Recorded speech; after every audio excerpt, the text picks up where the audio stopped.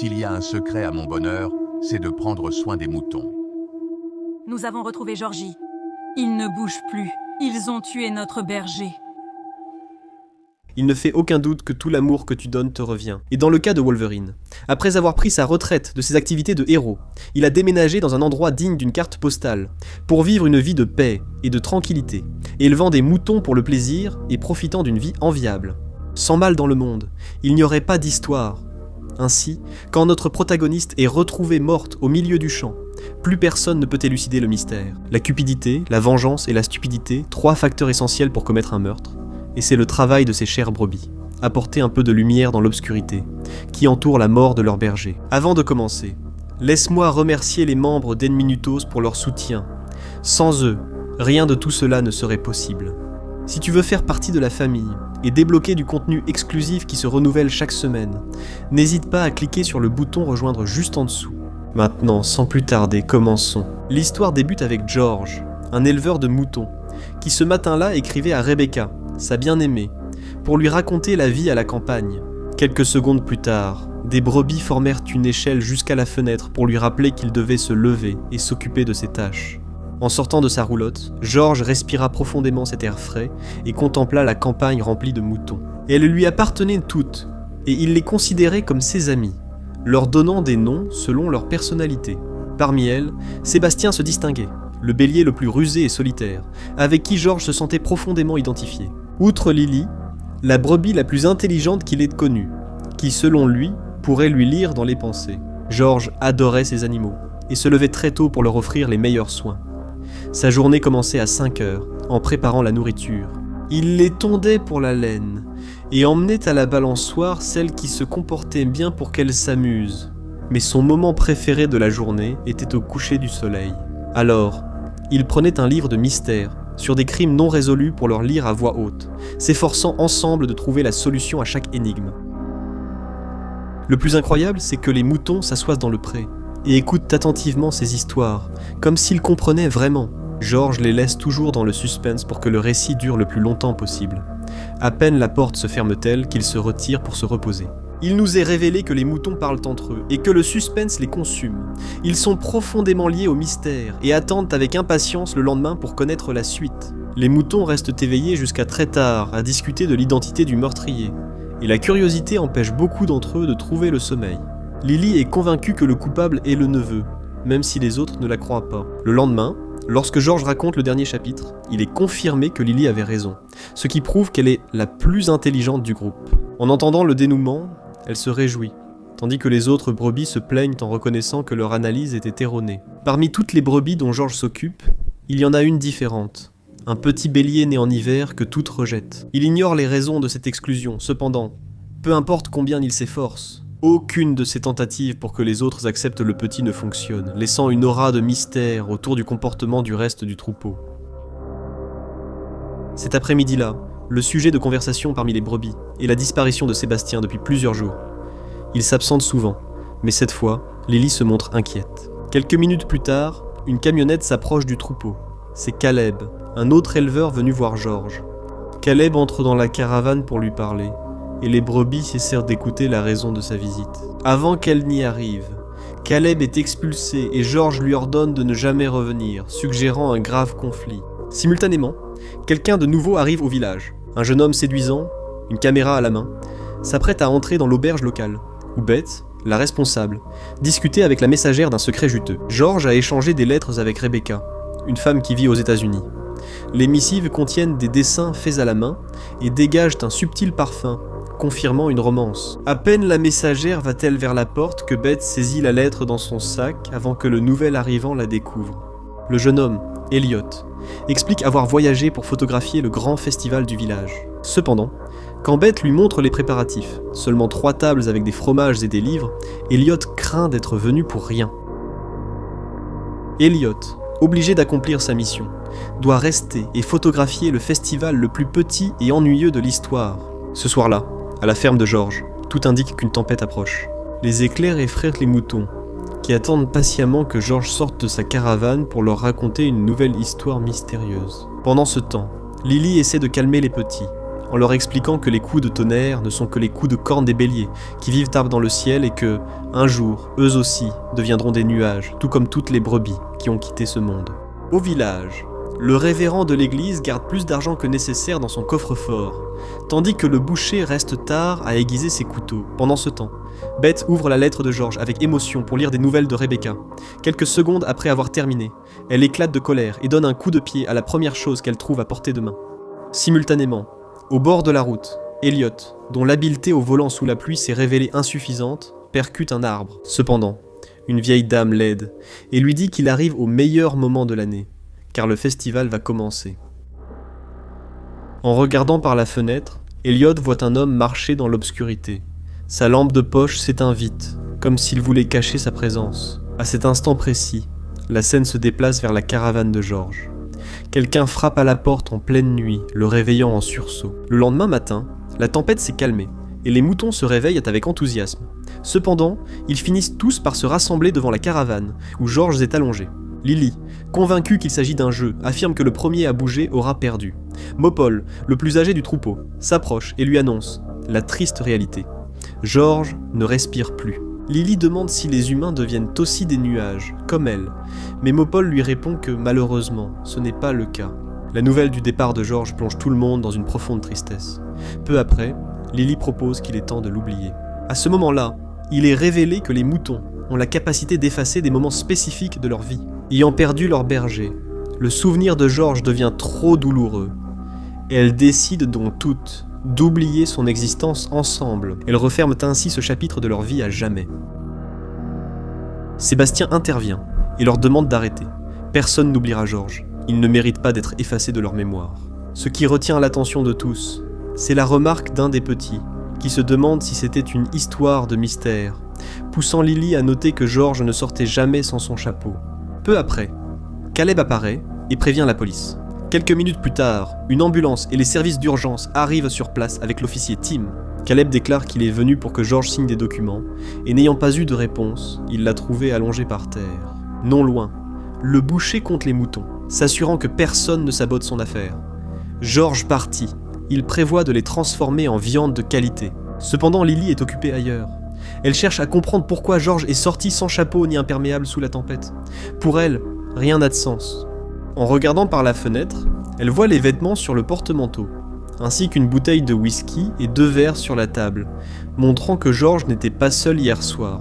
Elliot arrive et prend des photos, mais l'officier Tim lui ordonne de partir, affirmant qu'il n'y a rien à voir.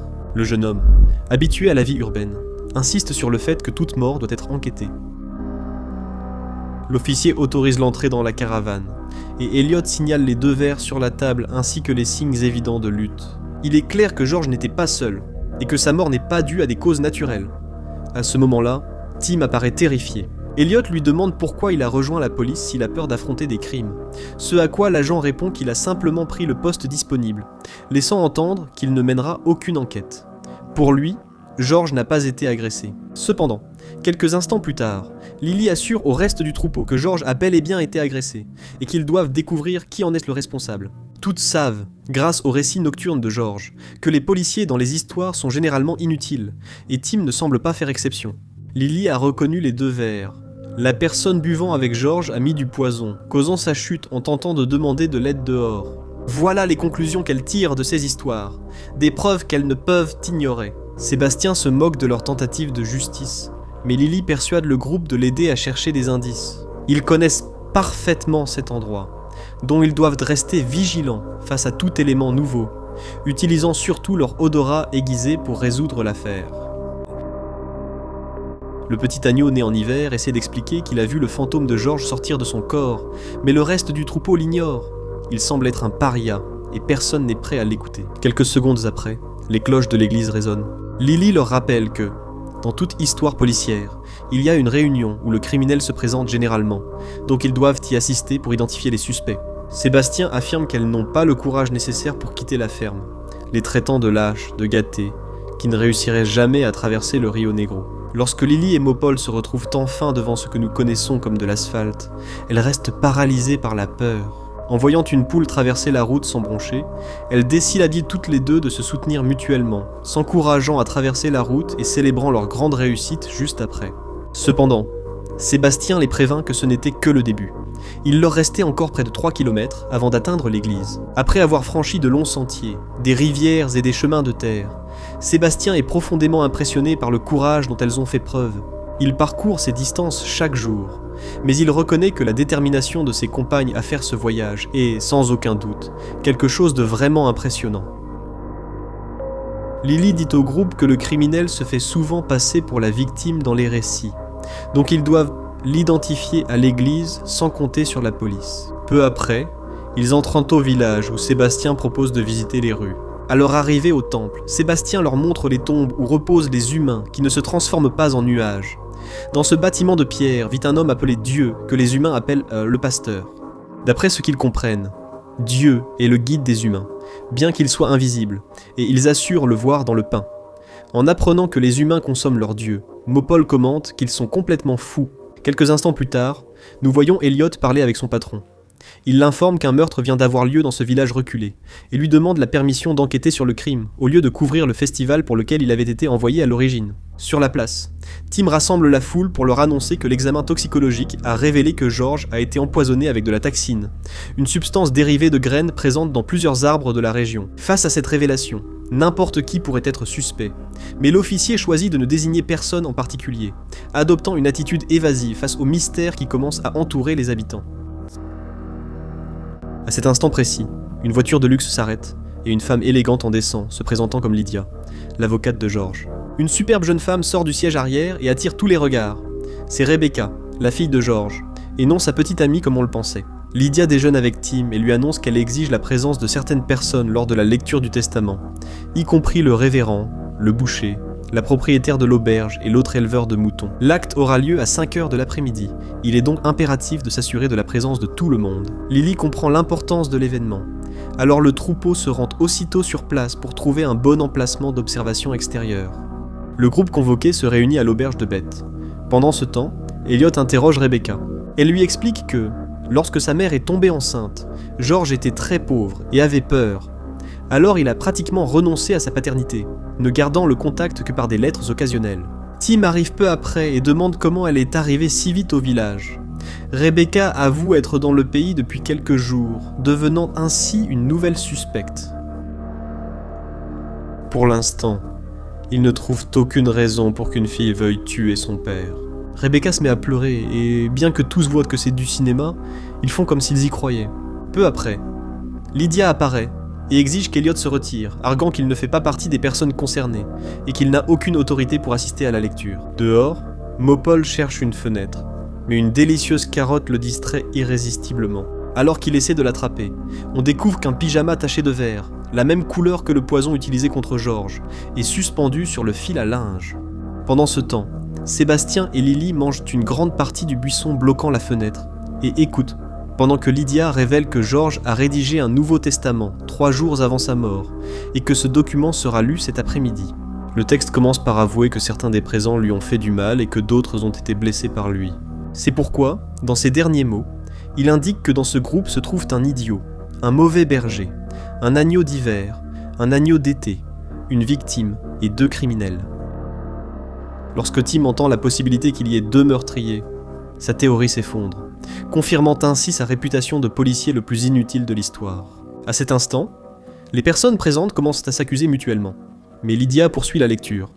George possédait 600 hectares, 300 étaient loués à Caleb et appartiennent maintenant à Pierre, le fils de George qui réside en Afrique du Sud. Quant à ses autres biens, la maison, le reste des terres et le troupeau, tout revient à Rebecca. Cela inclut un compte international avec 30 millions de dollars, une nouvelle qui laisse tout le monde stupéfait. Lydia révèle qu'il y a des années, George a mis au point un remède contre l'une des maladies les plus courantes chez les moutons et a vendu le brevet pour cette somme qui appartient maintenant à sa fille. Une fois le mobile du crime révélé, Mopol détruit la grille, provoquant un énorme scandale qui met tout le monde en alerte. Tim sort d'enquêter, mais la prochaine chose qu'il voit est un mouton égaré, avec un chandail couvrant sa tête qui le charge violemment. L'animal surgit dans l'auberge, provoquant le chaos et détruisant la majorité du mobilier sous le regard horrifié des clients. Mopol heurte la bibliothèque et la lettre volée par Beth tombe. Tim la voit et elle tente de la cacher, mais il est trop tard. À la fin de la lecture, Elliot attend Tim dehors pour lui proposer une alliance. Le journaliste a besoin d'une histoire qui garantira sa promotion, tandis que Tim pourrait gagner l'affection de Rebecca s'il résout le meurtre. De plus, comme l'officier a oublié de prendre des photos de la scène du crime, il dépend des images qu'Elliot a prises. Ce soir-là, les moutons reviennent pour informer le troupeau de ce qu'ils ont vu. Quelques minutes plus tard, Rebecca apparaît visiblement nerveuse. En la voyant caresser le petit bélier né en hiver, Lily devine qu'elle pourrait être l'agneau de l'hiver, mentionné dans le testament. L'équipe de moutons se met au travail. Ils prennent le dernier livre que George lisait et le déposent devant la maison de Tim, espérant que l'officier s'entraîne à résoudre des mystères et soit enfin utile. En revenant à la ferme, Lily aperçoit Sébastien sur la colline et s'approche pour s'enquérir de son état. Il décide alors de lui révéler ses origines et explique comment George l'a sauvé d'un carnaval où il était forcé de se battre cruellement contre des chiens jusqu'à ce que l'un des deux s'effondre. Lily lui demande pourquoi il restait seul et ce qui était arrivé à son troupeau. C'est alors que Sébastien révèle qu'il est l'agneau de l'hiver. Le lendemain matin, les moutons rendent visite à Tim au commissariat et le trouvent complètement obsédé par l'affaire, confirmant que le livre a été efficace. Le garçon l'a lu et sait maintenant exactement comment procéder pour capturer le meurtrier. Tout crime se compose de 3 éléments, les moyens, le mobile et l'opportunité. Le moyen, dans ce cas, est le poison. Maintenant, ils doivent trouver les 2 autres. Tim a organisé un tableau avec les suspects possibles. La seule avec un mobile clair était Rebecca, car l'argent est une puissante motivation, même si les autres personnes impliquées avaient aussi l'opportunité. Il est temps de passer à l'action et de trouver l'empoisonneur de Benbrook. Le premier à être interrogé est le boucher, qui avoue que lui et George étaient de bons amis au lycée, mais qu'il ne lui a jamais pardonné sa décision de devenir végétarien. Ensuite, ils rendent visite à Beth. Tim lui demande pourquoi elle avait la lettre que George avait envoyée à Rebecca. Elle affirme une erreur du service postal, mais cela n'explique pas pourquoi elle a lu la lettre. Il décide donc de revenir plus tard pour un interrogatoire plus approfondi. À propos de Caleb, il paraît suspect que ce soit lui qui ait trouvé le corps. Lors de l'interrogatoire, il explique que George a résilié le contrat de location des terres. Alors il lui a soumis une nouvelle proposition dans l'espoir qu'il l'examine. Par la suite, ils rendent visite au curé de l'église et lui demandent pourquoi George venait chaque dimanche pour faire un don important, sans jamais rester pour le sermon. Il est inhabituel que quelqu'un donne près de 2000 livres chaque semaine sans raison apparente.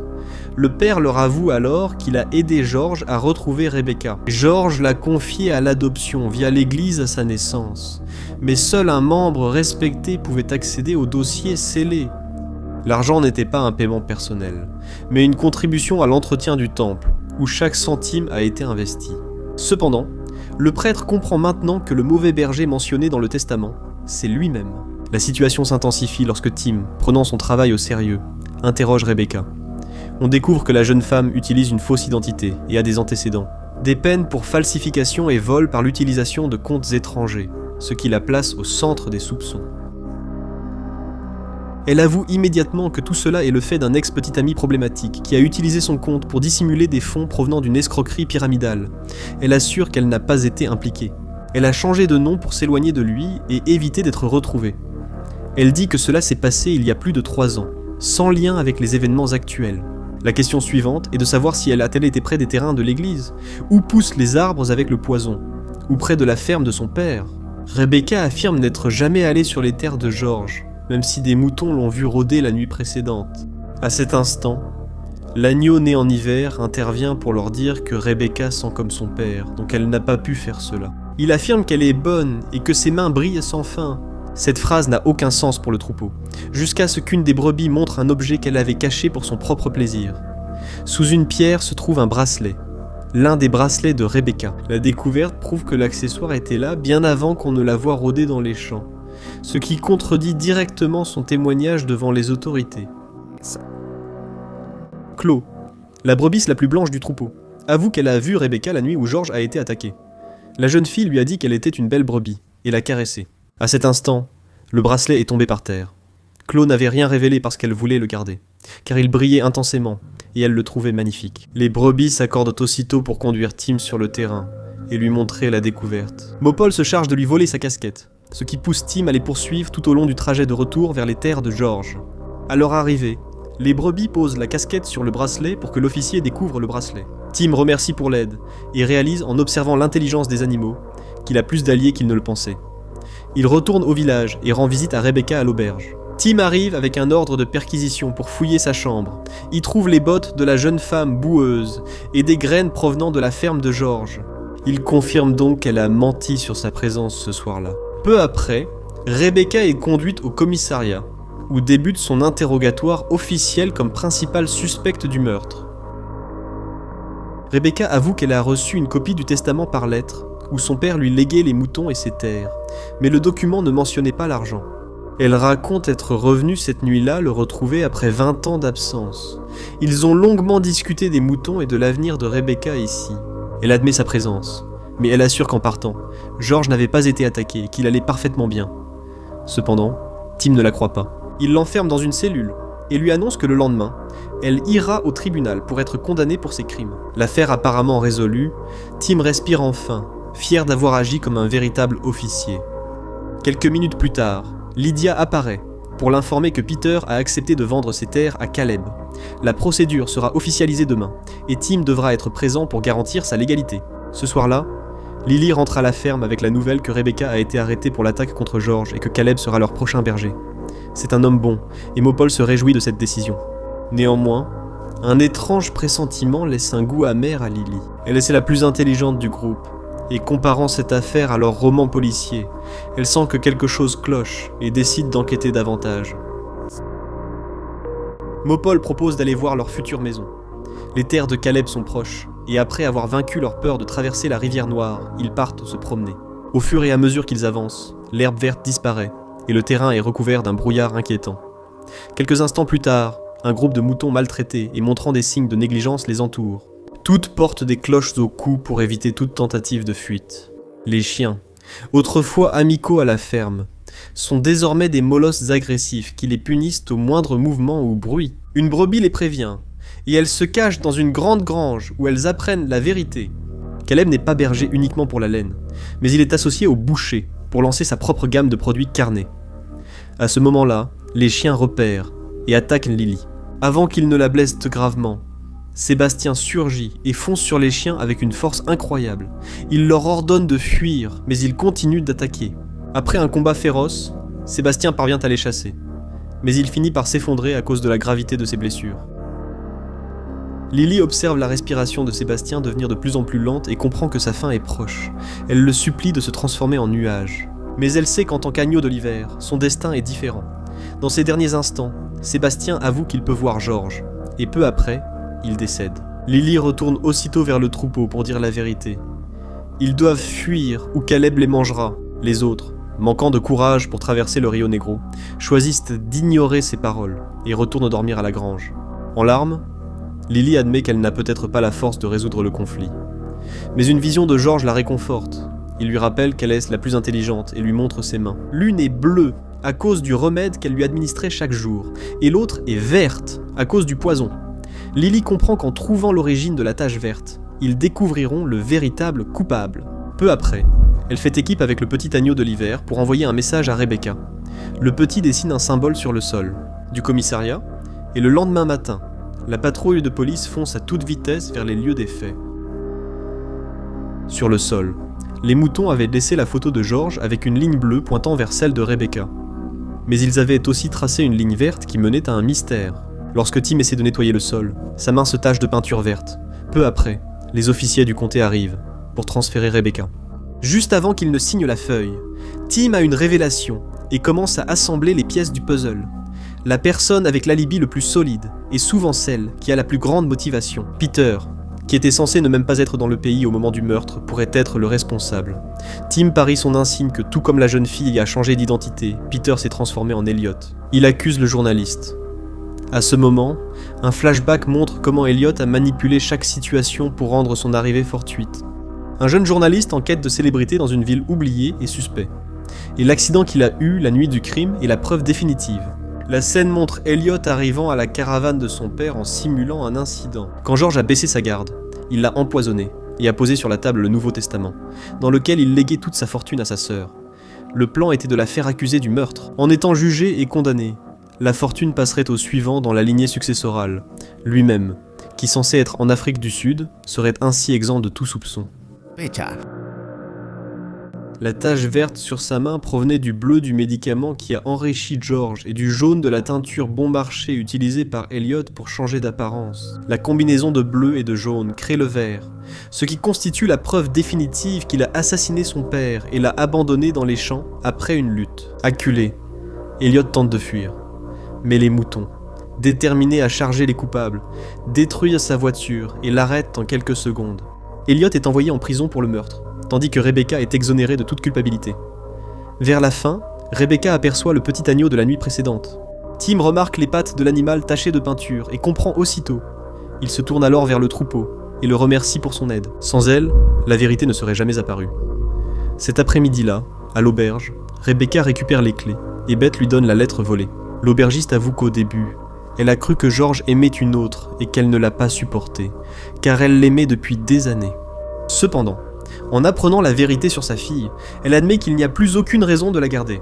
Beth lui avoue que, même s'ils ont essayé pendant un certain temps, George n'a jamais cessé d'aimer la mère de Rebecca, Lily. Le film se termine avec la jeune femme révoquant les droits d'exploitation de Caleb sur les terres de son père. Elle utilise la fortune héritée pour acheter toutes les brebis qui étaient destinées à l'abattage, menant ainsi le boucher et Caleb à la ruine. Finalement, elle crée un immense sanctuaire où les animaux sont protégés. Là-bas, plus d'agneaux d'hiver condamnés à souffrir, tous sont accueillis dans un même jugement, un seul troupeau libre,